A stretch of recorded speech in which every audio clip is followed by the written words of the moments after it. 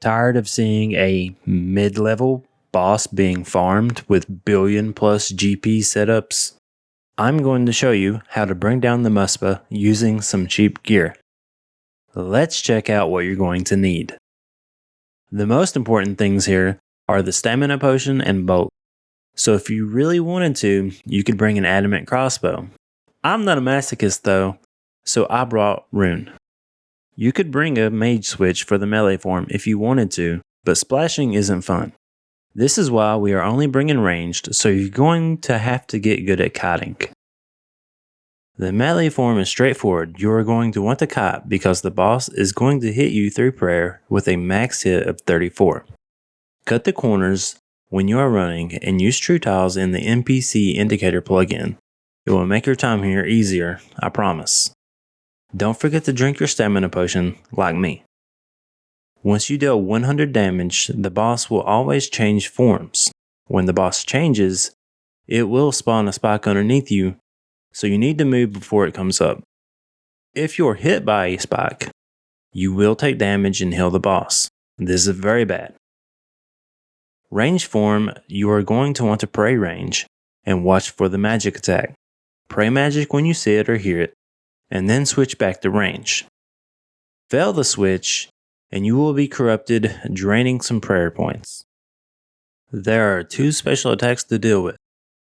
The form the boss started the fight in dictates the first special attack. Melee starts with homing spikes, and range starts with charged clouds. Starting with melee is a mistake, and you will see why. Homing spikes isn't that bad. You just run from them, or you can block them by standing behind some hardened spikes. Charged clouds is also super easy. The boss doesn't attack you and teleports around spawning clouds. The clouds can deal a bit of damage, so you just stand in the safe spot and all is good. You can attack the boss during this, and with a 10 attack range weapon, you won't move from the safe spot.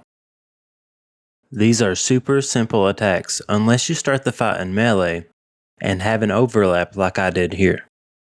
Once the boss is less than 150 HP, the boss will teleport to the middle of the room and do a shockwave with a max hit of 80. It's time to hide. Move to where there is a spike between you and the boss to avoid the attack. Use this time to switch to sapphire bolts. The boss will put up a prayer shield and soul split, healing itself for 50% of the damage it deals. The boss will be in range form and attack faster with a higher max hit. It is very important to not get hit off prayer here because of the healing.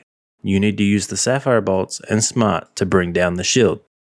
Wait for the boss to attack, then pray smite and attack back. Once you attack, you need to switch back to protect range. When you have to protect magic, just be safe, switch back to protect range, and wait to flick smite. Once you break the shield, you need to move because the boss will spawn a spike underneath you and around other spikes. Every 4 attacks, it will do it again.